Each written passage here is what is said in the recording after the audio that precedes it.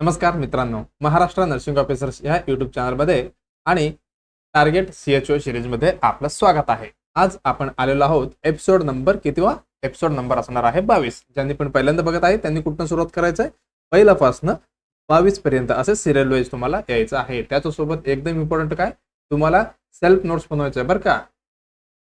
लक्ष देऊ नये का, सेल्फ तुम्हाला स्वतःला नोट्स बनवायचा आहे. नोट्स ते पण कसं एकदम शॉर्टमध्ये. ते कशासाठी? यावेळी तुम्ही एक्झाम द्यायला जाणार, ज्यावेळी काय तुम्हाला फायदा होणार आहे. चला, ही कुठली सिरीज आहे? टार्गेट सीएचओ सिरीज आहे. A step toward the success. आपण सक्सेसकडे चाललेलो आहोत. ठीक आहे. नॅशनल हेल्थ मिशन ह्याचा अंडरमध्येच येणार आहे कम्युनिटी हेल्थ ऑफिसर ही पोस्ट. त्याच्यामध्ये आपण बघणार आहोत मोस्ट एक्सपेक्टेड, म्हणजे जे सीएचओ साठी येऊ शकते तसलं आपण एमसीक्यू काय करणार आहे, आपण डिस्कशन करणार आहोत. एपिसोड नंबर कितवी? हे आहे 22. मी आणि माझ्यासोबत असणार आहे अमोल सर. आपण अल्टरनेटिव्हली ही जे सिरीज आहे ही चालू आहे. ही कंटिन्युअली कधीपर्यंत? एक्झामिनेशन होईपर्यंत ही चालू असणार आहे.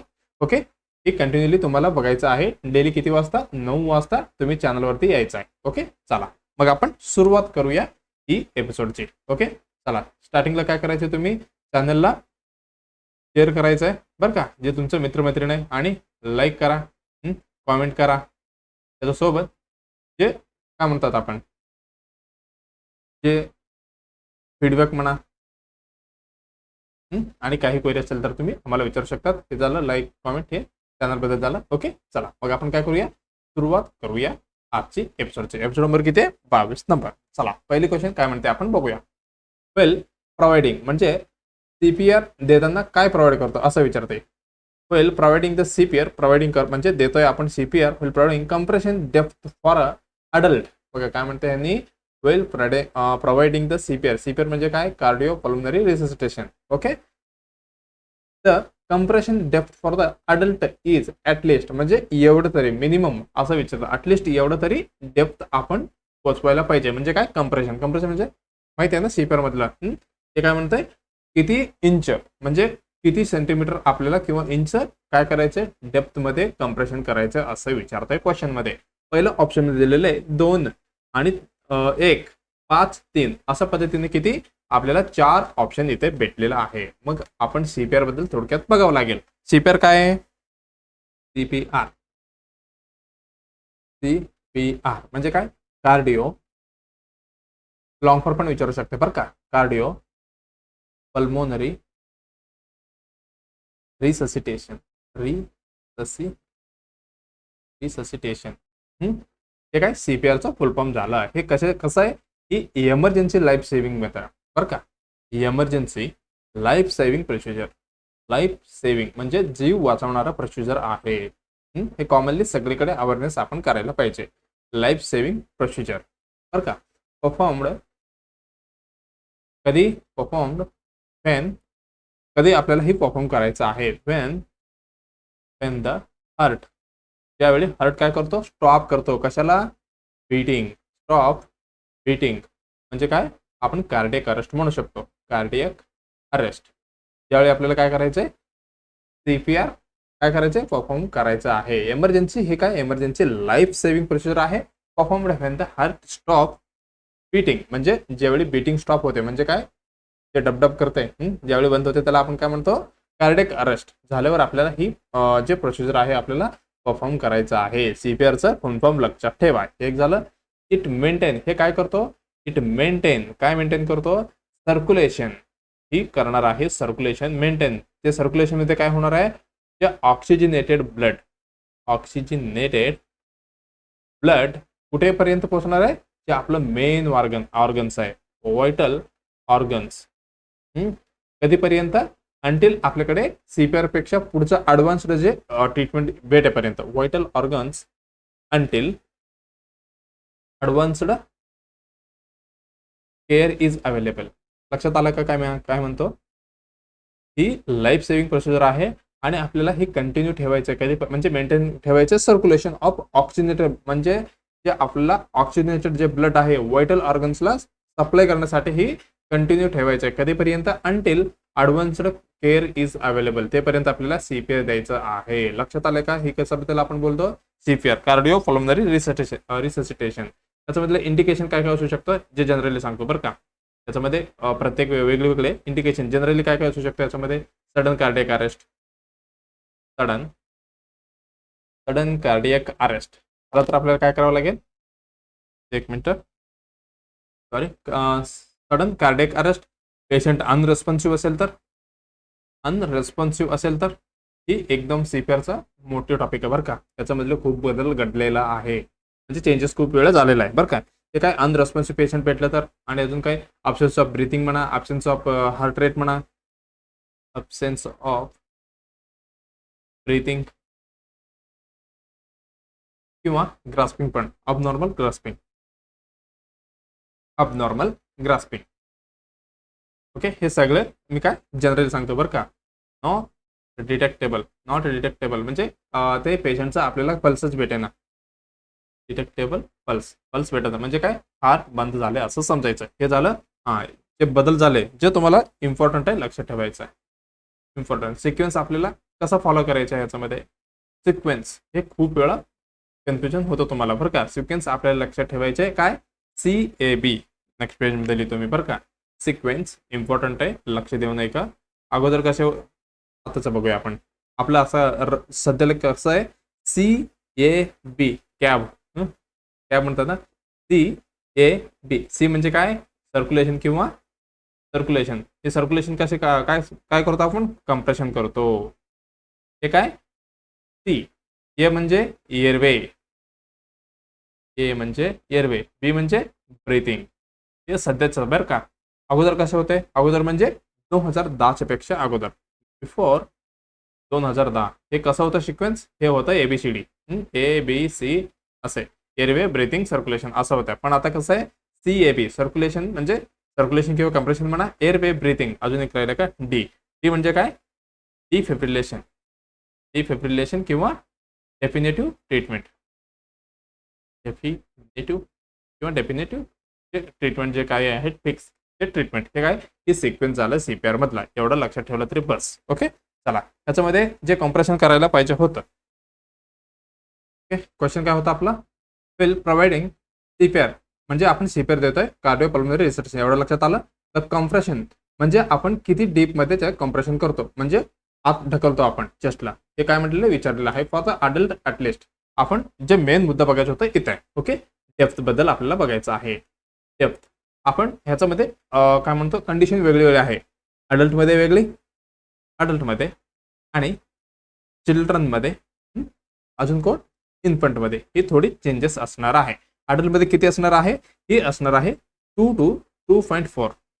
एक मिनिट, हे काय 2 to 2.4 इंचमध्ये बरं का. हे झालं कशामधलं, अडल्टमधलं. ओके, त्याच्यानंतर चिल्ड्रनमध्ये असणार आहे 2 इंच. किती, 2 इंच असणार आहे. इन्फंटमध्ये किती असणार आहे, 1.5 इंच. एवढी काय आपल्याला कंप्रेशन करायचं आहे. पण इम्पॉर्टंट आहे ह्याच्यापेक्षा काय, 2.4 पेक्षा जास्त आपल्याला नाही जायचं आहे. काय म्हणतोय मी, 2.4 पेक्षा, नॉट मोर दॅन 2.4. 2.4 इंच म्हणजे किती होते, 6 सेंटीमीटर.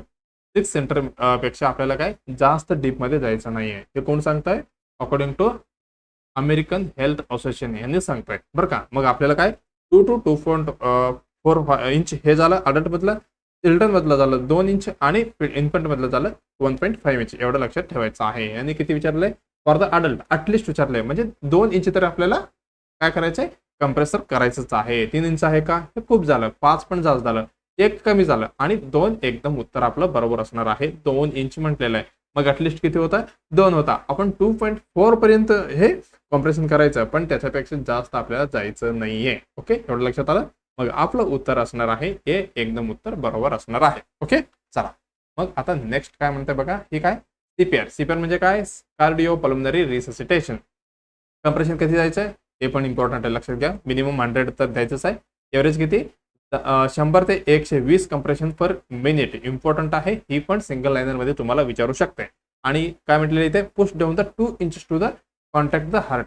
किती इंच, 2 इंच आपल्याला कॉन्ट्रॅक्ट म्हणजे काय करायचंय, कॉन्ट्रॅक्ट म्हणजे कॉम्प्रेशन द्यायचं आहे. कशामध्ये, CPR मध्ये. मला वाटतंय एवढं लक्षात आलं असेल. आपलं उत्तर किती होत आहे, 2 इंच म्हणजे ऑप्शन ए मधला एकदम उत्तर बरोबर ठरलं होतं. ओके, चला आता नेक्स्ट क्वेश्चन काय म्हणते आपण बघूया. बघा एकदम इझी क्वेश्चन वाटते. What is hydrocele? म्हणजे हायड्रोसिल तुम्हाला माहिती असेल तर त्याचं उत्तर येणार आहे शॉर्टमध्ये. की ज्यावेळी सिंगल लाईनर येते बघा, ज्याच्या वेळी असंच असणार आहे. काय म्हणते बघा, fluid accumulation in scrotum. Scrotum मध्ये फ्लुइड अक्युमुलेशन इन आय. बघा सगळीकडे काय दिलेलं आहे, फ्लुइड अक्युमुलेशन दिलेलं आहे. त्याच्यामध्ये अब्डोमिनल मध्ये आणि ब्रेन मध्ये. मग आपल्याला सांगायचे कुठल्या स्पेसवरती किंवा कुठल्या ह्याच्यावरती ऑर्गन मध्ये किंवा कुठल्या एरियामध्ये वगैरे काय फ्लुइड अक्युमुलेशन होतो, म्हणजे थांबते तिथे फ्लुइड, त्याला आपण काय म्हणतो असं विचारलेलं आहे. मग आपण काय बघूया, पहिलं हायड्रोसिल म्हणजे आपण काय बघूया. हायड्रोसिल हायड्रोसिल म्हणजे काय, फ्लुइड अक्युमुलेशन. ह्याच्यामध्ये काय होणार आहे, फ्लुइड अक्युमुलेशन होणार आहे. ते पण कसलं, अबनॉर्मल कलेक्शन ऑफ कुठली, सिरस फ्लुइड. ब्लड आहे का, नाही. हे काय, सिरस आहे. सिरस फ्लुइड विदिन द कुठे, स्क्रॉटल एरियामध्ये, विदिन द कुठली, टायनिका वेजनलिस. हे तिथलं नाव आहे बरं का, पेनिस वेजनलिस. त्याचं सराउंडिंग डायग्राम पण दाखवतो तुम्हाला, पटकन लक्षात येतील. सराउंडिंग द कुठे, टेस्टिस. काय म्हणतो बघा मी, अबनॉर्मल कलेक्शन ऑफ द सिरस. हे सिरस आहे बरं का, सिरस फ्लुइड विदिन द टायनिका वेजनलिस. हे काय, सराउंडिंग द टेस्टिस जवळ. हे काय करतो, कॉझिंग स्क्रॉटल स्वेलिंग. लक्षात आलं का, स्क्रॉटलला स्वेलिंग म्हणजे काय, थोडी वजन दिसणार, स्वेलिंग दिसणार आहे. कशामध्ये, हायड्रोसिल मध्ये बरं का. हे झालं हायड्रोसिल बद्दल. हायड्रोसिल म्हणजे काय लक्षात आलं, अबनॉर्मल कलेक्शन होणार आहे. एवढं तर लक्षात आलंय. बघा ह्याच्यामध्ये 3 प्रकार असणार आहे. आता सांगितलं टाइप्स मध्ये किती प्रकार असणार, 3 असणार आहे. एक असणार आहे कंजनायटल. म्हणजे पटकन लक्षात यायला पाहिजे, हे पहिल्यापासून असणार आहे. कधीपासून, पहिल्यापासून. टू पेटंट प्रोसेस ऑफ वेजनलिस म्हणजे काय, सुरुवातीपासून असणार आहे कंजनायटल मध्ये. हे झालं. त्याच्यामध्ये कसं असू शकतं, हे कम्युनिकेटेड. हे कसं असते, कम्युनिकेटेड असतो विथ द कुठे, पेरिटोनियल कॅव्हिटी. जे आपला पेरिटोनियल कॅव्हिटी आणि जे स्क्रोटमचे जे वेगळे आहे ते कम्युनिकेट म्हणजे काय, इकडचं जे फ्लुइड आहे इकडे पण जाते, इकडे म्हणजे कम्युनिकेट म्हणजे काय, आपण इझिली कॉन्टॅक्ट करू शकते. बघा तसे कम्युनिकेट द पेरिटोनियल कॅव्हिटी मध्ये. हे झालं ह्याच्याबद्दल. आणि त्याचं साईज थोडी काय होऊ शकतो, इन्क्रीज होऊ शकतो. साईज मे इन्क्रीज.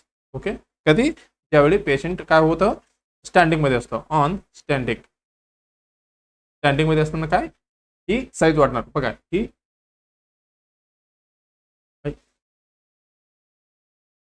हे झालं स्क्रोटम एरिया. इथे पेरिटोनियल कम्युनिकेशन असल्यावर कसं, स्टँडिंग मध्ये डायरेक्ट ग्रॅव्हिटी अनुसार खाली येणार. मग पेशंट मध्ये काय दिसणार, size may be increase the standing. ज्यावेळी उभा राहतो पेशंट, ज्यावेळी काय दिसणार, जास्त दिसणार. ज्यावेळी परत काय होते, पेशंट बसतो, डिक्रीज ड्युरिंग स्लीप. कमी होणार कधी, झोपताना वगैरे कमी दिसणार. परत काय, ही फ्लुइड कसं परत पेरिटोनियम. बघा इथे काय, कम्युनिकेटेड होतं म्हणून असं होत आहे. हे झालं कशाबद्दल, हे कंजनायटल बद्दल झालं. दुसरं कुठला, अक्वायर्ड. हे काय, अक्वायर्ड. हे कशामध्ये, मोस्ट कॉमन इन अडल्ट मध्ये बरं का, मोस्ट कॉमन इन अडल्ट मध्ये. ह्याच्यामध्ये काय होणार आहे, कॉज्ड बाय कशामध्ये, इन्फ्लेमेशन असो, म्हणजे काही इन्फेक्शन वगैरे झाला असेल तर, इन्फेक्शन, ट्रोमा, अजून काय म्हणू शकतो, ट्रोमा आणि ट्यूमर. हे सगळं कसं, हे अक्वायर मधलं झालं. मग आता राहिलं कुठलं, हे तिसरं सेकंडरी. म्हणजे दुसऱ्या रिजनने, सेकंडरी म्हणजे कुठल्या पण दुसऱ्या डिसीज मध्ये वगैरे आलं तर आपल्याला काय वाटतं, त्याला सेकंडरी म्हणणार आहे. ऑकर ड्यू टू अंडरगोईंग ट्रीटमेंट म्हणा, अंडरगोईंग ट्रीटमेंट किंवा दुसरे डिसीज म्हणजे पॅथॉलॉजिकल. त्याला आपण काय म्हणतो, सेकंडरी म्हणतो. एवढी लक्षात ठेवलं तरी बस. म्हणजे हायड्रोसिल म्हणजे लक्षात आलं का. ओके, चला हे काय, हायड्रोसिलचं डायग्राम आहे. ओके, याच्यामध्ये काय म्हणते बघा, हे काय, अब्डोमिनल फ्लुइड आहे, म्हणजे पेरिटोनियम झालं. मग इकडे कम्युनिकेट असणार आहे. हे बघा, हे काय, प्रोसेस ऑफ वेजनलिस. हे आपण काय म्हणतो, इथे असणार आहे फ्लुइड कनेक्शन. बघा इथे दिसते ना, इथे काहीच नाहीये, हे नॉर्मल आहे बरं का. इथे काय, क्लोज्ड ट्रॅक्ट आहे. इथे काय झालेलं, क्लोज आहे. पण इथे काय झालेलं, ओपन झालेलं आहे. मग इथनं काय झालं, या टेस्टिसचं नियर आणि हे स्क्रोटम मध्ये काय होणार आहे, हायड्रोसिल म्हणजे फ्लुइड अक्युमुलेशन होणार आहे. मला वाटते तुम्हाला लक्षात आला असेल. मग तुम्हाला काय काय दिसणार याच्यामध्ये साइन अँड सिम्पटम्स काय काय दिसणार बघा. शक्यतो कसं असणार आहे, पेनलेस असणार आहे. पेनलेस आणि स्मूथ. अजून काय म्हणू शकतो, सिस्टिक स्क्रोटल. सिस्टिक स्क्रोटल हे अशा पद्धतीचं असणार आहे. आणि ते ग्रॅज्युअली कसं असणार आहे, जास्त वाढणार आहे. एनकरेजेस ग्रॅज्युअली स्वेलिंग वाढत जाणार आहोत. म्हणजे मे बी वाढू शकतो बरं का. हे झालं. आणि ते पेशंटला काय वाटणार, हेवीनेस वाटणार. हेवीनेस मे प्रेझेंट कारण इथे काय पाणी भरलेलं आहे, त्याला वाटतं की काय तर जड आहे बाबा. हे झालं. आणि नो चेंज इन. बघा हे कसं असणार आहे, जे हर्नियासारखं नाही. म्हणजे हर्नियामध्ये वगैरे कसं होतं म्हणजे खोकला केल्यावर काय जी बल सारखं बाहेर दिसणार आहे तुम्हाला, जे प्रोट्रुजन ऑर्गन वगैरे असो. पण याच्यामध्ये काय होणार आहे का, नाही. नो चेंज ऑन कफिंग किंवा म्हणजे कसं असणार, हे नॉन रिड्युसेबल असणार आहे. नॉन रिड्युसेबल. ते झालं ह्याच्याबद्दल. अजून काय म्हणू शकतो की आपण जे ह्याच्यामध्ये यूज करतो बघा, कुठली म्हणतात ते, स्पायनल कॉर्डचे पाठीमागनं कुठली प्रोसेस ते लाईट मारून चेक कर. ट्रान्स इल्युमिनेशन लक्षात आलं का. स्पायनल बायफोडमध्ये आपण काय करतो, जे नर्व इन्व्हॉल्व आहे का नाही बघायला एक टॉर्च घेऊन आपण टॉर्च मारतो. कसं सांगू तुम्हाला, हे बच्चूचं बॅक समजा, ठीक आहे. ही समजा स्पायनल बायफोड आहे. त्याला आपण काय करतो, इथनं टॉर्च मारतो आणि तिकडनं आपण बघतो. म्हणजे त्याच्यामध्ये काय दिसणार आहे, ही ट्रान्स इल्युमिनेशन करून पण आपल्याला बघता येते. कशाची, ही हायड्रोसिल बद्दल. ओके. ह्याच्यामध्ये काय दिसणार आहे, ग्लासेस कसं दिसणार आहे, रेड दिसणार आहे. When light is a shade red. Okay. एवढा लक्षात आला. हे झाला हायड्रोसिल बद्दल. ओके. चला मग ऑप्शन काय होता आपला, क्वेश्चन काय होता, what is the hydrocele. Hydrocele म्हणजे आपल्या लक्षात आलंय फ्लुइड अक्युमुलेशन होणार आहे. मग ही सगळी झाले कशाबद्दल दिले, सगळे फ्लुइड अक्युमुलेशन. बघा याचे एक आपण बघूया. Fluid accumulation in the brain मध्ये जे पाणी थांबलं तर, म्हणजे अक्युमुलेशन झालं तर आपण काय म्हणणार आहे, फ्लुइड. मग आपण इथे म्हणणार आहे ह्याला हायड्रोसिफलस आपण म्हणणार आहोत. कशाला, ज्यावेळी फ्लुइड अक्युमुलेशन होते ब्रेनमध्ये, ह्याला आपण काय म्हणतो, हायड्रोसिफलस. मग ह्याचे उत्तर असणार आहे का, नाही. मग fluid accumulation in the abdomen म्हणजे आपली पेरिटोनियम जे वरची कॅव्हिटी आहे, म्हणजे अब्डोमिनल कॅव्हिटीमध्ये वगैरे पाणी थांबलं तर आपण काय म्हणणार आहे, ह्याला आपण म्हणणार आहे असायटिस. ह्याला आपण काय म्हणतो, असायटिस. हे पण असणार आहे का, नाही. दुसरं काय म्हणले, fluid accumulation in the eyeball. हे ग्लुकोमामध्ये वगैरे होऊ शकतं, ग्लुकोमामध्ये इन्क्रीज रायसिपी वगैरे. ओके. हे झालं याच्याबद्दल. मग याच्यामध्ये असणार आहे का, नाही. मग राहिलं उत्तर कुठलं, fluid accumulation in the scrotum. ही एकदम उत्तर कसं असणार आहे, बरोबर असणार आहे. इथे कुठे आहे, स्क्रॉटम मध्ये काय झालेलं आहे, हायड्रोसिल म्हणजे फ्लुइड अक्युमुलेशन झालेलं आहे. मग आपलं उत्तर एकदम बरोबर जाणार. कुठली, सॉरी, इथे आपलं उत्तर एकदम पहिला उत्तर बरोबर जाणार आहे. ओके. चला आता नेक्स्ट क्वेश्चन कडे आपण वळूया. काय म्हणते आपलं नेक्स्ट क्वेश्चन, चला काय म्हणते, कॅल्शियम रिक्वायरमेंट. ओके. 2-3 स्टुडंटने मला हे केलं तर सर रिक्वायरमेंट बद्दल पण 1-2 क्वेश्चन आणत जावा. चला आपण काय करूया, प्रत्येक थोडे 2-3 एपिसोडमध्ये एक कॅल्शियमचं दुसरे जे रिक्वायरमेंट आहे ते आपण कव्हर करूया. ओके. ही पण इम्पॉर्टंट आहे बरं का. ओके. चला कॅल्शियम रिक्वायरमेंट ड्युरिंग प्रेग्नन्सी. म्हणजे कॅल्शियम रिक्वायरमेंट किती आहे ड्युरिंग प्रेग्नन्सी. मग सगळ्यांना माहिती आहे नॉर्मली किती असते बाबा, नॉर्मली किती असते. आपण जे टॅबलेट घेतो कुठे, त्यावेळी तुम्ही CHO होणार, तुमच्याकडे ढिगभर असणार काय, एक कॅल्शियम. काय काय असणार तुमच्याकडे ढिगभर, एक कॅल्शियम टॅबलेट, त्याच्यासोबत असणार आयरन फोलिक ऍसिड, हे एक ढिगभर असणार. म्हणजे भरपूर सप्लाय भेटणार आहे तुम्हाला. हे कॅल्शियम, आयरन फोलिक ऍसिड, अजून कुठली ORS पॉकेट, ही सगळी तुम्हाला तुमच्याकडे भरपूर पडलेलं असते. ह्याची कसं पद्धतीने यूज करायला पाहिजे आणि कोणाला जास्त डिस्ट्रीब्युशन करायला पाहिजे, कोणाला जास्त द्यायला पाहिजे, हे सगळं तुम्हाला माहिती असणार. ओके. चला आज कुठली आहे, हे कॅल्शियम रिक्वायरमेंट किती आहे. मग जे तुमच्याकडे असणार आहे कॅल्शियम तेच असणार आहे. त्याच्यामध्ये किती असतो, नॉर्मली 500 mg पर डे. एवढी काय, हे RDA म्हणजे काय, डेली जे रिक्वायर आहे पेशंटसाठी, म्हणजे नॉर्मलसाठी ती किती असणार आहे, 500 mg पर डे. म्हणजे किती, 500 mg पाहिजे. मग आपलं मेडिसिन पण असंच असतो बरं का, 500 mg असणार आहे. पण ह्यांनी कुठे विचारले, ड्युरिंग प्रेग्नन्सीमध्ये विचारलेलं आहे. ओके. चला मग आपण प्रेग्नन्सीमध्ये आपण बघूया, प्रेग्नन्सीमध्ये किती पाहिजे बाबा. प्रेग्नन्सीमध्ये नॉर्मली किती पाहिजे, त्याला आपण काय म्हणतो, डेली काय, RDA. RDA म्हणजे काय, RDA म्हणजे माहिती आहे का, याची म्हणजे काय फुल फॉर्म माहिती आहे का, त्याची असणार आहे रिकमेंडेशन किंवा रिकमेंडेड, म्हणजे त्याला रिकमेंडेड म्हणजे गरज आहे बाबा एवढी तरी द्यायला पाहिजे रिकमेंडेशन. ठीक आहे. डी म्हणजे डायटरी डायटरी डायटरी हे काय डायटरी अलाउन्स अलाउन्स. काय आरडी म्हणजे रिकमेंडेड डायटरी अलाउन्स. हे काय आरडीएचा फुल फॉर्म आहे. विचारू शकत नाही म्हणजे म्हणजे असं विचारतील डेली आरडीए कॅल्शियम असं विचारलं तर तुम्हाला लक्षात यायला पाहिजे हा बाबा यांनी काय रिकमेंडेड डायटरी अलाउन्स बद्दल म्हणजे किती द्यायला पाहिजे असं विचारते म्हणून आपल्याला लक्षात यायला पाहिजे. पण प्रेग्नन्सीमध्ये कसं आहे pregnancy plus lactation pregnancy plus lactation मध्ये आपण किती देणार आहे हे आपण देणार आहे 1200 mg पर डे. लक्षात घ्या मी काय म्हणतो ड्युरिंग लॅक्टेशन म्हणजे प्रेग्नन्सी आणि लॅक्टेशन मध्ये आपण किती देणार आहे दिवसाला 1200 mg पर डे आपण देणार आहोत कॅल्शियम. पण नॉर्मल मध्ये किती 500 mg पर डे आपण एवढी देणार आहोत. ओके चला जे इम्पॉर्टंट ह्याच्यामध्ये तुम्हाला कन्फ्युजन होत असेल तर मी काय ते पीडीएफ मधलं काय डायरेक्ट उचलून आणलेलं. चला हे काय एनएचएम मधलं जे काय म्हणतात त्याला मॉड्यूल्स वगैरे आहेत त्याच्यामधनं उठलेलं आहे. चला हे काय गुड डायटरी इकडे काय म्हणतात बघा की points. Supplementation of calcium to all pregnant woman after. हे पण विचारू शकते तुम्हाला असं पण विचारू शकते की बाबा तुम्हाला कॅल्शियम टॅबलेट द्यायचं आहे पण जे एएनसी कन्फ्यूज झालेले म्हणजे एएनसी म्हणजे काय अँटीनेटल केअर मध्ये एक फिमेल आली कन्फ्यूज होऊन तिचा महिना आता समजा 10 वीक चालू आहे किंवा 11 वीक चालू आहे वगैरे एक लेस दॅन 12 वीक समजा. मग जे पेशंटला कधीपासून तुम्ही आयरन फोलिक ऍसिड आणि अजून कुठली कॅल्शियम वगैरे स्टार्ट करणार असं पण विचारू शकतो तुम्हाला. ओके चला हे काय म्हणते supplementation of calcium to all pregnant woman कधी द्यायचं आहे आफ्टर फर्स्ट ट्रायमेस्टर म्हणजे किती झालं 12 वीक नंतर आपल्याला ही ऍडवाइस करायचं आहे. आयरन फोलिक ऍसिड पण आपण ज्यावेळी स्टार्ट करणार आहे बरं का पण फोलिक ऍसिड ही बिफोर आपण सुरू करू शकतो टू प्रिव्हेंट कशासाठी एंटीडी न्यूरल टू हे झालं न्यूरल टू ह्याच्यासाठी म्हणजे काय इन्फेक्शन वगैरे झालेलं असते त्याचा प्रिव्हेन्शन करण्यासाठी आपण फोलिक ऍसिड किती 400 मायक्रोग्राम हे पण लक्षात ठेवा खूप वेळा विचारलेलं आहे. Okay after first trimester and continue till कितीपर्यंत कंटिन्यू ठेवायचं आहे 6 मंथ पोस्ट बघा पोस्टमार्टम म्हणताय बघा जे सेकंड ट्रायमेस्टर पासून सुरू झालेले किती 6 मंथ ऑफ पोस्टमार्टम पर्यंत आपल्याला कॅल्शियम ही टॅबलेट सुरूच ठेवायचं आहे. ते पण कुठली कॅल्शियम कार्बोनेट बरं का salt to be used.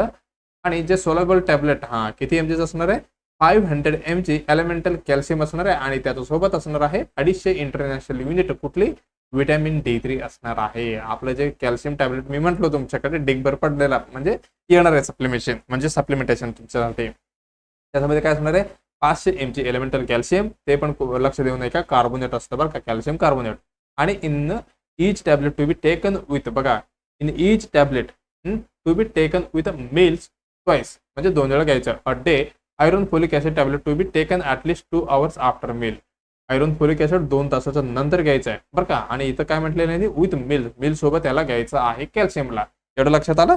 Okay अजून काय म्हणते बघा गुड डायटरी सोर्स ऑफ कॅल्शियमला एकदम चांगलं गुड सोर्स कुठले म्हणजे सोर्स कुठले आहे एकदम बेस्ट असणार आहे मिल्क. 1 कप मिल्क मध्ये किती असणार आहे 580 म्हणजे कॅल्शियम इन मिलीग्राम्स mg एवढा भेटणार आहे. 1 ग्लास पाणी नाही सॉरी दूध पिले की किती भेटणार आहे जेवढा तुम्हाला मेडिसिन घ्यायचं होतं तेवढा इथं भेटणार आहे. आणि बेटर मिल्कमध्ये 232 योगर्टमध्ये 452 त्याच्यामध्ये चीजमध्ये 129 आईस्क्रीममध्ये 27 हे आपल्या आईस्क्रीममध्ये सगळे भानगडच असतं आताचं. ओके आणि स्वीट पोटॅटोमध्ये 500 ते 100 ग्रीन बीन्समध्ये 500 ते 50 ते 100 सेम आहे बरं का.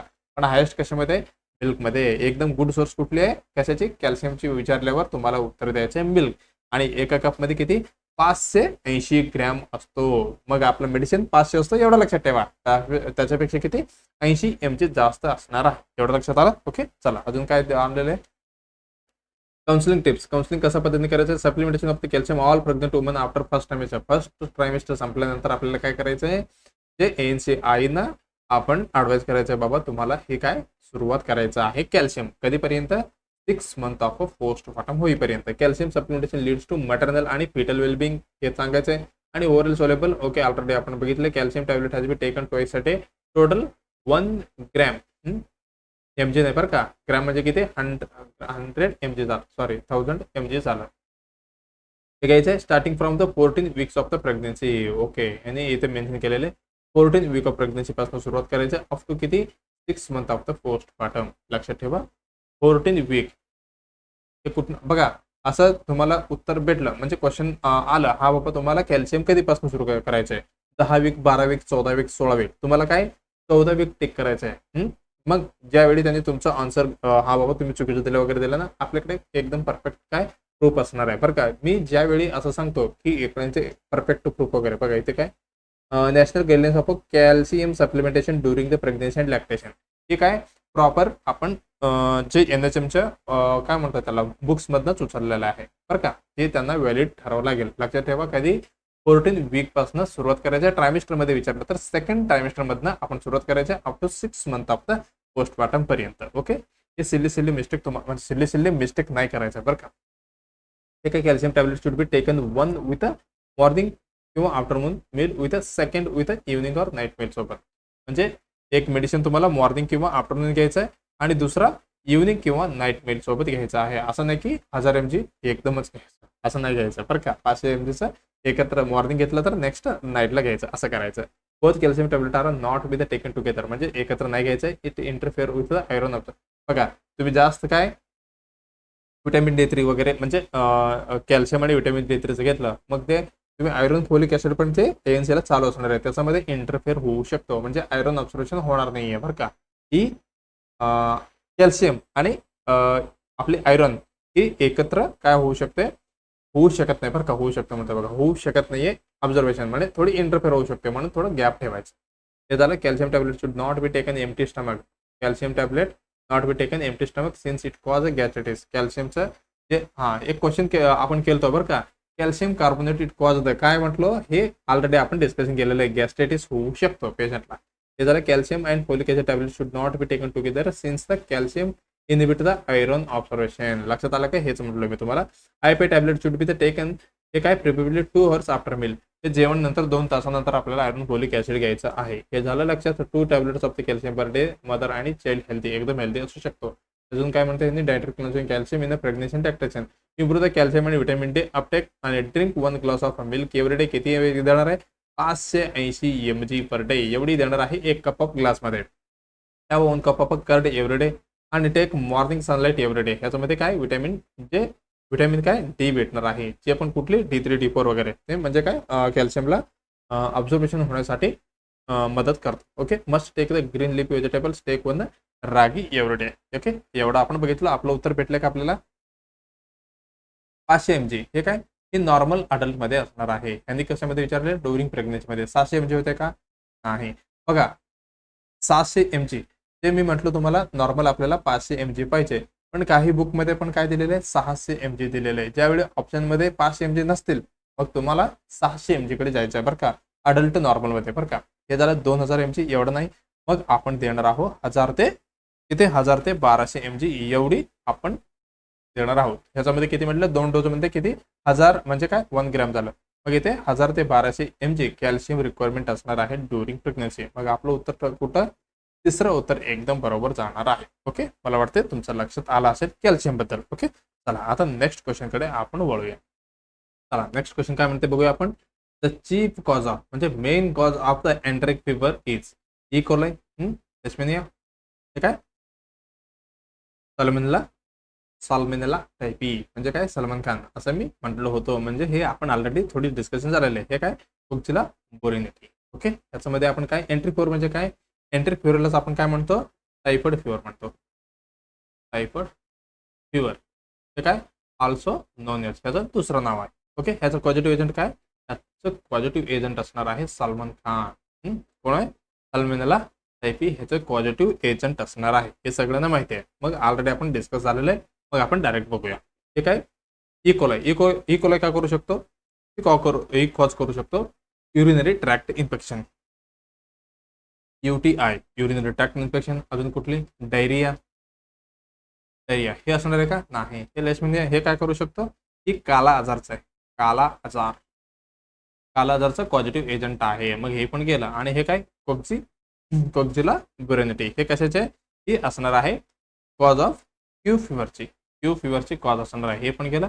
मग आपलं राहिलं उत्तर कुठली तिसरा साल्मोनेला टायफी हे काय एंट्रिक फीवर किंवा टायफॉइड फीवरचे काय पॉझिटिव्ह एजंट असणार आहे. टायफॉइड मध्ये काय स्टेपेड फीवर म्हणजे जसं जसं सीडी आहे बघा, असं चढतं क्रमाने याच्यामध्ये फिवर असणार आहे. कशामध्ये? टायफॉइडमध्ये. एवढा लक्षात ठेवा. ही पण कसे फिको ओरलच आहे बरं का, फिको ओरल रूटने पसरतो. ओके, एवढं लक्षात ठेवलं तरी बस. आपलं उत्तर कुठले? तिसरं उत्तर एकदम बरोबर असणार आहे. ओके, चला आता नेक्स्ट क्वेश्चन आपण बघूया. नेक्स्ट क्वेश्चन काय म्हणते आपण बघूया. प्रोटीन रिक्वायरमेंट, परत काय, आता कॅल्शियमचं संपलं होतं, आता परत कुठले आले? प्रोटीनचं आलं. Protein requirement, okay sorry, protein requirement is a highest highest during which trimester. म्हणजे प्रोटीन रिक्वायरमेंट कधी हायेस्ट रिक्वायरमेंट असणार आहे? व्हिच ट्रायमेस्टरमध्ये? कुठल्या ट्रायमेस्टरमध्ये? या पहिल्या ट्रायमेस्टरमध्ये, दुसऱ्या ट्रायमेस्टरमध्ये, या तिसऱ्या ट्रायमेस्टरमध्ये, किंवा सेम ड्युरिंग ऑल ट्रायमेस्टर. म्हणजे सर्वच ट्रायमेस्टरमध्ये आपण एकच लेवलचं मेंटेन करायचं असणार आहे. ओके, चला मग आपण सुरुवात करूया प्रोटीन रिक्वायरमेंट बद्दल. जे नॉर्मली आपलं जे प्रोटीन रिक्वायरमेंट आहे किती असणार आहे? जे नॉर्मली अडल्टमध्ये, ओके, सगळ्यांना माहिती आहे कुठली? जे नॉर्मल रिक्वायरमेंट आहे आपल्याकडे, नॉर्मल रिक्वायरमेंट ऑफ प्रोटीन किती? 1 ग्रॅम. 1 ग्रॅम, हे 1 आहे बरं का, 1 ग्रॅम पर के जी. पर के जी हे काय असणार आहे? ते बॉडी वेट अनुसार, बॉडी वेट अनुसार हे काय असायला पाहिजे? म्हणजे प्रोटीन रिक्वायरमेंट असायला पाहिजे. आता समजा एव्हरेज माझं वेट आहे समजा 70 किलो असणार आहे. मग मला किती? 70 ग्रॅमची काय प्रोटीन रिक्वायरमेंट असणार आहे. एवढं लक्षात आलं? 1 ग्रॅम पर के जी अशा पद्धतीने जे नॉर्मल रिक्वायरमेंट असणार आहे हे कशाचे? प्रोटीन बद्दल झालं. पण ड्युरिंग प्रेग्नन्सी आणि लॅक्टेशन मध्ये, ड्युरिंग प्रेग्नन्सी आणि लॅक्टेशन मध्ये कसं असणार आहे यांनी विचारलेलं आहे. लॅक्टेशन मध्ये, प्रेग्नन्सी मध्ये किती? प्रेग्नन्सी मध्ये आपण बघा, जे कसं आहे, आता समजा एक पेशंट आहे प्रेग्नन्सीचा, प्रेग्नंट वुमन आहे, तिचं वेट आहे किती? एव्हरेज पकडा 50 किलो आहे, 50 किलो आहे. मग आपण ही फंडा तिथं हे करायचं, अप्लाय करायचं किती? 1 mg पर 1 ग्रॅम पर, हे ग्रॅमच आहे बरं का, ग्राम काय 1 ग्रॅम पर केजी होता, इथे किती? 1 ग्रॅम पर केजी होता. म्हणजे किती झालं? 50 ग्रॅम असं झालं. पण त्याच्यामध्ये काय आपल्याला एक्स्ट्रा जे ॲडिशनल आपले किती ॲड करायचे ते आपण बघणार आहे. त्याच्यामध्ये आपण प्लस करणार आहे, प्लस 23 ग्रॅम पर किती ते असं आपण एक्स्ट्रा देणार आहे, किंवा 23 ग्रॅम एवढी काय एक्स्ट्रा देणार आहे. एक्स्ट्रा काय प्रोटीन रिक्वायरमेंट असणार आहे. कशामध्ये? प्रेग्नन्सीमध्ये. पण लॅक्टेशनमध्ये किती असणार आहे? त्याच्यामध्ये असणार आहे plus 17 gram, plus 17 gram extra in. बघा ही पण कसं आहे, त्याच्यामध्ये अर्ली लॅक्टेशन आणि लेट लॅक्टेशनमध्ये थोडी डिफरंट असणार आहे. अर्ली लॅक्टेशनमध्ये किती? 17 ग्रॅम पाहिजे, आणि लेट मध्ये इकडे किती असणार आहे? प्लस 13 ग्रॅम असणार आहे. ही पण कसं आहे? एक्स्ट्रा इन हे अर्ली झालं, हे लेट लॅक्टेशन मध्ये. एवढं लक्षात आलं का? चला मी काय म्हणतो बघा, प्रोटीन बद्दल आपण बोलतोय. जे नॉर्मल रिक्वायरमेंट आहे अडल्टमध्ये 1 ग्रॅम पर केजी एवढं पाहिजे. जेवढा वेट तेवढा प्रोटीन. आता एव्हरेज मी माझं पकडलो किती? 70 केजीचा, हे किती? 70 ग्रॅम मला पाहिजे. पण in case of female patient आहे जे ANC आहे, तिला वेट किती? 50 किलो आहे. मग तिला 50 ग्रॅम एवढी प्लस 23 ग्रॅम एवढी काय एक्स्ट्रा प्रोटीन रिक्वायरमेंट असणार आहे. ओके, चला प्रूफसाठी आपण काय करूया बघा. जे प्रोटीन रिक्वायरमेंट आहे, प्रोटीन रिक्वायरमेंट कसं पाहिजे बघा. ही वाढत जाणार आहे प्रोग्रेसिव्हली वाढत जाणार आहे. कधी? ड्युरिंग प्रेग्नन्सीमध्ये. जसं प्रेग्नन्सी वाढतील जसं कसं, म्हणजे प्रोटीनचे रिक्वायरमेंट पण जास्त होणार आहे. कशासाठी? टू सपोर्ट ते फिटल ग्रोथसाठी जास्त लागणार आहे, आणि आईसाठी पण मटर्नल टिश्यू एक्सपेन्शन हे काय जास्त लागणार आहे काय? प्रोटीन, बरं का. पण जे फर्स्ट ट्रायमिस्टरमध्ये जेवढं मिनिमल लागते, म्हणजे थोडी कम्पॅरेटिव्हली कमी लागणार आहे, मिनिमल लागणार आहे. ओके, तुम्ही म्हणते कसं सर? बघा, ज्यावेळी काय रॅपिड ग्रोथ असणार आहे बरं का. रॅपिड ग्रोथ म्हणजे ऑर्गोनोजेनेसिस असणार आहे. कशामध्ये? फर्स्ट ट्रायमिस्टरमध्ये. पण जे बच्चू कसं असणार आहे? स्मॉल असणार आहे. म्हणजे बच्चू छोटे आहे, मग जास्त लागणार का? नाही. फास्ट आहे पण रिक्वायरमेंट कसं आहे? कमी आहे, स्मॉल फिटल साईजमुळे. मग जे नंतर सेकंड किंवा जे थर्ड ट्रायमेस्टर येतील त्याच्यानंतर काय ग्रॅज्युअली किंवा काय म्हणू शकतो मॉडरेट इन्क्रीज होऊ शकतो, म्हणजे जास्त लागणार आहे काय प्रोटीन. एवढं आपलं लक्षात आलं. ओके, चला मी जे स्लाइड आणलं ते दाखवतो तुम्हाला. आपलं काय होतं question, protein requirement is highest during the which trimester. First ट्रायमेस्टरला नाही, सेकंड ट्रायमेस्टरला नाही, थर्ड ट्रायमेस्टरला येस. हे बघा सेकंड आणि थर्ड मी दोन्हीमध्ये म्हटलं, आणि इथं काय म्हटलेलं आहे same during the all trimester, म्हणजे सगळं ट्रायमेस्टरमध्ये सेम म्हटलेलं आहे. मग जसं पद्धतीने जे प्रेग्नन्सी इन्क्रीज होतं म्हणजे पुढे जात होतील, मग जशा पद्धतीने प्रोटीन रिक्वायरमेंट जास्त पाहिजे, मग आपण फर्स्ट ट्रायमेस्टर तेवढं लागणार नाही, सेकंडमध्ये पण मॉडरेटली थोडी वाढणार, त्याच्यापेक्षा जास्त कुठे थर्ड ट्रायमेस्टरमध्ये पण जास्त वाढणार आहे. मग हे तर उत्तर जाणारच नाही, मग आपलं उत्तर जाणार आहे तिसरा, एकदम बरोबर असणार आहे. ओके, चला एक स्लाइड आणलंय, बघूया आपण ह्याच्यामध्ये काय म्हणतंय. समरी ऑफ, हे कशाचे summary of RDA for the Indians. इंडियनमध्ये ICMR म्हणजे काय, Indian council for medical research यांनी सांगितलेलं आहे. 2020 मधला रिपोर्ट आहे. आपण एज ग्रुप बघायचं आहे, आपल्याला काय पाहिजे प्रेग्नंट वुमन मध्ये आणि लॅक्टेशन मध्ये बघायचं आहे. कुठे बघा category of the work sedentary हे झालं, हा इथे बघा हे काय प्रेग्नंट वुमन आणि लॅक्टेशन, त्याच्यामध्ये पण कुठे म्हणजे 0 to 6 मंथ आणि 7 to 12 मंथ असे दिलेलं आहे. बॉडी वेट अनुसार आपल्याला द्यायचं आहे. बघा बॉडी वेट किती 55+10 आहे, इथे किती दिलं आहे बघा प्रोटीन +9.5 इन सेकंड ट्रायमेस्टर मध्ये आणि +22 इन द थर्ड ट्रायमेस्टर मध्ये, म्हणजे +22 एवढी वाढलेलं आहे ग्रॅम पर डे.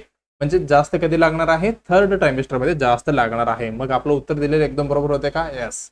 मग लॅक्टेशन मध्ये +17 आणि हे पहिल्या 6 मंथ साठी झालं, त्याच्यानंतर 7 ते 12 महिन्यासाठी +13, म्हणजे थोडी कमी लागणार आहे काय, हे प्रोटीन रिक्वायरमेंट आहे RDA. ही इम्पॉर्टंट चार्ट आहे, तुम्ही म्हणजे स्क्रीनशॉट काढून ठेवा किंवा ते इम्पॉर्टंट पॉईंट वाटतं तुम्हाला, ही आपण ऑलरेडी पुढे डिस्कशन करणार आहे.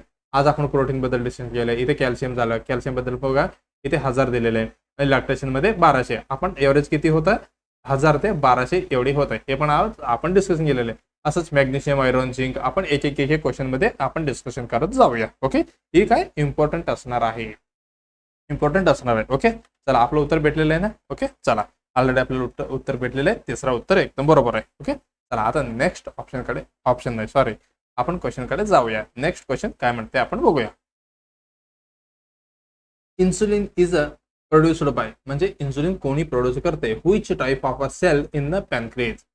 त्याने तर सांगितलेलं आहे काय इन्सुलिन प्रोड्यूस करणार आहे कोण, पॅनक्रिएज मधनं होणार आहे रिलीज, पण which type of the cell ही म्हणजे त्याच्यामध्ये कुठली जे प्रकारचे सेल आहे पॅनक्रियाज मध्ये जी काय करणार आहे प्रोड्यूस करणार आहे इन्सुलिन. बघा काय म्हणते, isolate cell, germ cell, squamous cell, epithelial cell असं दिलेलं आहे. बघा पॅनक्रियाज बद्दल तुम्हाला थोडी सांगतो.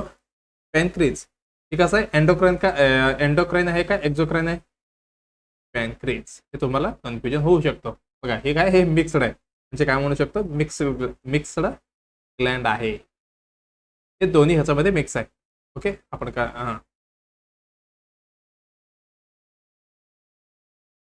राहू द्या, हे कसं आहे मिक्स ग्लँड असणार आहे. ठीक आहे, मिक्स म्हणजे काय एंडोक्राइन पण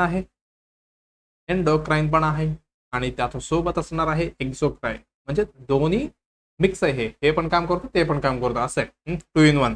हे कोण एंडोक्राइन आणि एक्झोक्राइन. पण एक्झोक्राइन किती, एक्झोक्राइन असणार आहे 99%, पण एंडोक्राइन किती, एंडोक्राइन असणार आहे फक्त 1%. एक्झोक्राइन किती 99% एवढी काम करणार आहे. त्याच्यामध्ये असणार आहे आयसोलेट ऑफ काय म्हणतात लँगरहॅन्स, आयसोलेट्स ऑफ लँगरहॅन्स ह्याच्यामध्ये प्रेझेंट असणार आहे. कशामध्ये, एंडोक्राइन मध्ये.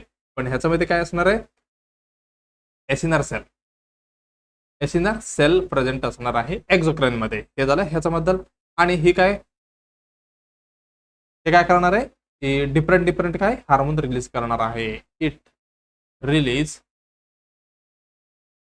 डिफरंट हार्मोन्स, हे काय रिलीज करणार आहे. ओके, हे याच्यामध्ये काय होतं, इट रिलीज ही पॅनक्रिएटिक ज्यूस रिलीज करतो. इट रिलीज इथं खाली येतो पॅनक्रिएटिक काय ज्यूस रिलीज करतो कोण, एक्झोक्राइन. मग इम्पॉर्टंट कुठली झालं एंडोक्राइन, हे फक्त 1% आहे, तरी पण काय करतो डिफरंट हार्मोन्सला काय रिलीज करतो. चला मग ह्याच्यामध्ये जे इम्पॉर्टंट आहे तुम्हाला लक्षात ठेवायलाच पाहिजे बाबा.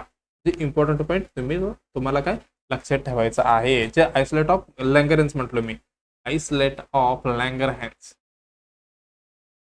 लँगरहेन्स जे म्हटलो ते कसं असणार आहे, हायली कन्सन्ट्रेटेड असणार आहे. हायली कन्सन्ट्रेटेड कुठे असणार आहे, हायली कन्सन्ट्रेटेड असणार आहे इथे कुठे, टेल मध्ये. कशाचे टेल, जे पॅनक्रिएटिकचे टेल ऑफ कुठले, पॅनक्रिएटचे.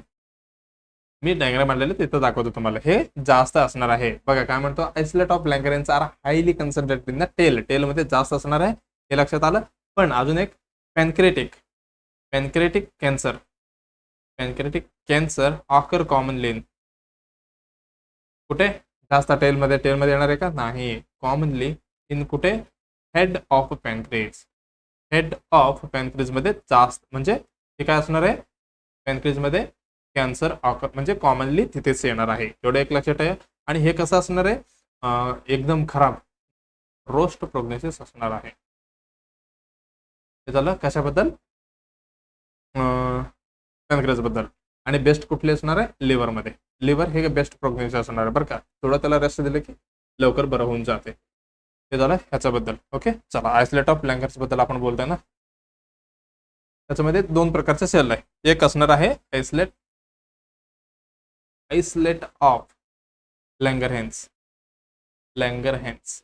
हे कसं आहे, 2 सेल होत आहे. एक होत आहे एसएनआर आणि हे असणार आहे आयसोलेट ऑफ लँगरहेन्स सेल. त्याच्यामध्ये काय असणार आहे, in this cell 4 types of, किती, 4 प्रकारचे जे सेल्स आहे ते काय करणार आहे, प्रेझेंट असणार आहे, जे वेगवेगळ्या पद्धतीचे हार्मोन रिलीज करतो. पहिले असणार आहे अल्फा सेल. कुठले, अल्फा सेल, बीटा सेल आणि डेल्टा सेल. अजून कुठले राहिला, एफ सेल. ही 4 प्रकारचे सेल वेगळे हार्मोन रिलीज करतो. अल्फा काय करतो, हे रिलीज करतो ग्लुकागोन. हे काय करतो, ग्लुकोजन किंवा ग्लुकागोन म्हणा. ओके, काय रिलीज करतो, ग्लुकागोन. हे काय, बीटा सेल काय करतो, ही रिलीज करतो इन्सुलिन, जे इम्पॉर्टंट आहे बरं का. कुठले, बीटा सेल तुम्हाला लक्षात ठेवायचे. आणि डेल्टा हे सोमॅटोस्टॅटिन बरं का. लास्ट लॅटिन आलं म्हणजे हे काय, तुम्हाला नेक्स्ट क्वेश्चन असतो त्यावेळी सांगतो तुम्हाला. सोमॅटोस्टॅटिन हे काय, डेल्टा सेल रिलीज करतो. आणि एफ सेल मध्ये काय होतं, ही रिलीज करणार आहे पॅनक्रिएटिक पॉलीपेप्टाइड ही रिलीज करणार आहे. कोण, एफ सेल. पटकन लक्षात घ्या. आयसोलेट ऑफ लँगरेन्स ही पॅनक्रिएज मध्ये राहणार आहे सेल आहे. त्याच्यामध्ये परत 4 प्रकार आहे, alpha cell, beta cell, delta cell, F cell. Alpha cell release करतो ग्लुकागोन, बीटा सेल रिलीज करतो इन्सुलिन, डेल्टा सेल रिलीज करतो सोमॅटोस्टॅटिन आणि एफ सेल काय करतो, पॅनक्रिएटिक काय, ही पॉलीपेप्टाइड काय करणार आहे, ही रिलीज करणार आहे एवढी हार्मोन. ओके, चला मग आपलं उत्तर काय असणार आहे. उत्तर काय, इन्सुलिन कुठे, insulin is produced by which type of the cell in the pancreas. Epithelial cell करणार आहे का, नाही. ही जनरल टाइप, ठीक आहे, जनरल टिश्यू टाइप आहे. हे असणार आहे का, नाही. हे ठीक आहे, स्क्वॅमस हे ह्याच्यामधलाच प्रकार आहे. काय, एपिथेलियल सेलचा प्रकार आहे. हे कुठली, स्क्वॅमस सेल बरं का. हे दोन्ही पण झाले. ठीक आहे, जर्म सेल म्हटले, हे रिप्रोडक्शन मधलं झालं. मग राहिला कुठला, आयसोलेट सेल म्हणजे काय, आयसोलेट ऑफ लँगरेन्स. हे काय रिलीज करणार, प्रोड्यूस करणार आहे, इन्सुलिन प्रोड्यूस करणार आहे. मग आपलं उत्तर जाणार आहे एकदम बरोबर, कुठली, पहिला उत्तर जाणार आहे. ओके, चला आता हे जे इमेज होतो, चला हे काय, पॅनक्रिएज आहे. पॅनक्रिएज मध्ये काय असणार आहे, आयसोलेट ऑफ लँगरेन्स आणि HNR cell. Isolate of Langerhans मध्ये बघा काय असणार आहे, delta cell, F cell, alpha cell, beta cell. Alpha मध्ये काय, ग्लुकागोन, बीटा मध्ये इन्सुलिन, एफ सेल मध्ये पॉलीपेप्टाइड आणि ह्याच्यामध्ये डेल्टामध्ये काय, सोमॅटोस्टॅटिन. हे आपल्या लक्षात आलं. हे काय, बीटा सेल, बीटा इन्सुलिन कसं बनणार आहे, बीटा सेल मधनं असं बनणार आहे, बीटा अँटिजन मुळे. ओके, चला एवढं आपलं आपण बघितलं कशाबद्दल, इन्सुलिन बद्दल. ओके, आता नेक्स्ट क्वेश्चन बघूया आपण काय म्हणते. बघा काय म्हणते next question, what is the recommended dose. म्हणजे रिकमेंडेड डोज किती आहे, कशाची, अल्बेंडाझोल बद्दल आपण ऑलरेडी डिस्कशन केलेलं आहे. For deworming in pregnant woman. हे आज आलेलं आपलं प्रेग्नेंट वुमन मधलं क्वेश्चन आलेलं आहे. सेकंड आणि थर्ड ट्रायमेस्टर मध्ये आपण किती डोस देणार आहे, 100 mgचा सिंगल डोज, 200 mgचा सिंगल डोज आणि 400 mgचा सिंगल डोज असं पद्धतीने देणार आहे. का, 400 mg चा ट्वाइस डेली, म्हणजे डेली 2 आपल्याला द्यायचे फॉर 3 दिवसापर्यंत. कशा पद्धतीने आपण देणार आहोत. चला, अकॉर्डिंग टू जीओआय, जीओआय म्हणजे जिओ नाही बरं का, हे अकॉर्डिंग टू गव्हर्नमेंट ऑफ इंडियानी काय, ही जे अल्बेंडाझोल आहे ही कॅटेगरी सी मधला ड्रग आहे बरं का, कॅटेगरी सी मधला ड्रग आहे. ही आपण कधी देणार आहे, की सेफ टू गिव्ह कधी आफ्टर 12 वीक्स. लक्ष घेऊन नये का, 12 वीक म्हणजे काय, फर्स्ट ट्रायमेस्टर मध्ये, म्हणजे आफ्टर फर्स्ट ट्रायमेस्टर संपल्यानंतर मग आपण safe to give after 12 week म्हणजे काय, सेफ कुठला झाला, सेकंड आणि थर्ड मध्ये आपण देऊ शकतो. हे ट्रायमेस्टर झालं, या ट्रायमेस्टर मध्ये आपण देऊ शकतो. आणि किती डोज आपण देणार आहोत, 400 mg देणार आहे. आणि ते पण कसं, ओरली देणार आहे, ते पण आपण डेली देणार आहे का, नाही, ही सिंगल डोज असणार आहे. लक्ष देऊ नये का, हे कसं सिंगल डोज असणार आहे प्रेग्नन्सी मध्ये. पण डिवॉर्मिंग मध्ये बच्चूमध्ये आपण वगैरे 6 महिन्यांनी गॅपने आपण देणार आहोत. एवढं लक्षात आलं. पण नॉट रिकमेंडेशन इन, मग ही गरज नाहीये आपल्याला. कधी फर्स्ट ट्रायमेस्टरमध्ये ऑर्गोनोजेनेसिस वगैरे होतात बरं का, ज्यावेळी आपण हे अवॉइड करतो, ऑर्गोनोजेनेसिस वगैरे होतात ना, त्याच्यामध्ये आपण काय करतो, अवॉइड करणार आहे फर्स्ट ट्रायमेस्टरमध्ये. ओके, मग आता राहिलं कुठलं, सेकंड आणि थर्ड ट्रायमेस्टरमध्ये ऑलरेडी हे काय सेफ पिरियड म्हणजे सेफ असणार आहे. हे काय करतो, म्हणजे कशासाठी हेल्प करतो, म्हणजे आपण देतोय कसाला हे तरी आपल्याला पाहिजे ना. रिड्यूस मटर्नल एनेमिया, म्हणजे मटर्नल एनेमिया आपल्याला काय करायचंय, कमी करायचंय. आणि इम्प्रूव्ह ॲपेटाइट, जे भूक लागत नाही त्यांना काय भूक लागू द्या बाबा असं म्हणून हे काय मेडिसिन द्यायचं. इम्प्रूव्ह ॲपेटाइट आणि अजून काय न्यूट्रिशन अब्सॉर्प्शन लक्षात आलं. आणि अजून काय, इन्क्रीज द बर्थ वेट वाढवायचे. अजून काय म्हणू शकतो, ते झालं कशाबद्दल, अल्बेंडाझोल बद्दल. ओके, चला मग आपलं उत्तर काय होतं, 100 mg नाही, 200 mg होतं का, नाही, 400 mg सिंगल डोज, एकदम बरोबर. 400 mg ट्वाइस डेली, म्हणजे सकाळी 1 संध्याकाळी 1 आणि 3 दिवस असं देणार आहे का, नाही, ही 6 मंथ गॅप असतो. पण आपण प्रेग्नन्सी मध्ये देणार आहे सिंगल डोज. ही झालं बच्चू मध्ये वगैरे, आणि आपण कुठले याचा अडल्टसेंट मध्ये वगैरे आपण यूज करणार आहे. पण प्रेग्नन्सी मध्ये सिंगल डोज आपण देणार आहे. मग आपलं एकदम उत्तर बरोबर असणार आहे तिसरी, 400 mg सिंगल डोज एकदम उत्तर बरोबर असणार आहे. ओके, चला अजून काय म्हणते बघा, ही कुठली बुक आहे, नॅशनल, इथं असं लिहिलेलं आहे, national guidelines for the deworming in the pregnancy. त्याच्यामधलं काय म्हणते बघा, protocol technical guidelines for the deworming during pregnancy. Aim काय, to reduce the maternal morbidity and mortality. Objective काय असणार आहे, to reduce the incidence of the anaemia in the pregnancy by the deworming during the pregnancy, to provide the protocol for the deworming during pregnancy and the operation details of this program. हा programme मध्ये आपण काय करणार आहे बघा, deworming during the pregnancy. त्याच्यामध्ये main असणार आहे albendazole is the recommended drug of choice for deworming. Pregnant woman मध्ये ही ड्रग ऑफ चॉईस असणार आहे. Deworming should be done after the first trimester of the pregnancy. म्हणजे आपण प्रेफरेबली सेकंड ट्रायमेस्टर मध्ये ही medicine देणार आहे, म्हणजे आफ्टर 12 वीक नंतर. एवढं लक्षात आलं. ही सिंगल डोज असणार आहे आणि 4000 mg चा असणार आहे. Albendazole is recommended. एवढं लक्षात ठेवलं तरी बस. ही 3 पॉईंट इम्पॉर्टंट. एवढं झालं. त्याच्यानंतर अजून आपण काय म्हणू शकतो, ते झालं स्पेसिफिक अल्बेंडाझोल झालं. काउन्सिलिंग टिप्स त्याच्यामध्ये काय मला वाटतं एवढी बस. हे 3 इम्पॉर्टंट होतं, एवढी लक्षात ठेवा. ही गाईडलाईन्स कशाचे, national guidelines deworming in the pregnancy. ते इम्पॉर्टंट असेल तुम्ही एवढं बघून घ्यायचं आहे. ओके, चला तर काय करा, आयुष्यमान भारत दिवस is celebrated on which day every year. म्हणजे प्रत्येक वर्षाला आयुष्यमान भारत दिवस किंवा डे आपण कधी साजरा करतो प्रतिवर्ष, ते तर काय करायचं तुम्हाला कॉमेंटमध्ये उत्तर द्यायचं आहे. 30 एप्रिल, 1 जुलै आणि 2 मे आणि 28 जानेवारी. हे आन्सरपैकी कुठली उत्तर बरोबर आहे जे काय करायचं तुम्हाला कॉमेंटमध्ये उत्तर द्यायचं आहे. जे आपण नेक्स्ट सेशनमध्ये म्हणजे 23 अमोल सरांचं असणार, 24 असणार आहे, म्हणजे 24व्या एपिसोडमध्ये आपण पहिल्यांदा हे क्वेश्चन डिस्कशन करूया. ओके, तुम्हाला काय करायचे, याचे उत्तर कॉमेंटमध्ये द्यायचं आहे. ओके, चला आता नेक्स्ट काय, फॉर CHO महाराष्ट्र एस्पिरंट, जे एस्पिरंट्स आहेत CHO साठी तयारी करत आहेत त्यांच्यासाठी काय त्रिशूला सिरीज चालू आहे बरं का. द्वारे बरं का. काय झालंय ही सिरीज थोडी काय पेंडिंग मध्ये पडलेला आहे, थोडी काही पर्सनल तांत्रिक कारणामुळे काय म्हणू शकतो आपण, पर्सनल रिझनमुळे काय आणि टाइम भेटेना, त्याच्यामुळे काय त्रिशूला सिरीज थोडं एपिसोड येईना. आपण लगेचच हे परत सुरुवात करूया आणि ही कंटिन्युटी असणार आहे. ओके. त्याच्यासोबत असणार आहे ब्रह्मास्त्र आणि ऑलरेडी डन झालेले काय विवेकी 2023 जे डायरेक्टली किंवा इनडायरेक्टली ह्याच्याबद्दल पण क्वेश्चन येऊ शकते, हे पण तुम्हाला बघून घ्यायचं आहे. ओके. चला मग शेवटला काय करायचंय, व्हिडिओला लाईक करायचं आहे, कॉमेंटमध्ये फीडबॅक आणि क्वेरी विचारू शकता. आणि जे तुमचे मित्रमैत्रिणी कोणी असेल CHO साठी असो, DMER DHS आणि नर्सिंगसाठी तयारी करत असेल आणि जे विद्यार्थी नर्सिंग आणि GNM मध्ये असेल तर त्यांना पण ही आपली चॅनल रेफर करा आणि सबस्क्राईब करायला विसरू नका, बेल आयकॉन दाबायला पण विसरू नका. मग आपण लवकरच भेटूया नेक्स्ट एपिसोडमध्ये. तेपर्यंत अभ्यास करत राहा, एक्झाम होणारच आहे. फक्त एक थोडी दिवस इकडे तिकडे होऊ शकतो, त्याच्याशिवाय काही होत नाही, म्हणजे एक्झाम होणार आहे. ओके. चला मग कंटिन्युअली स्टडी कंटिन्यू ठेवा. ओके. चला आपण नेक्स्ट एपिसोडमध्ये लवकरच भेटू.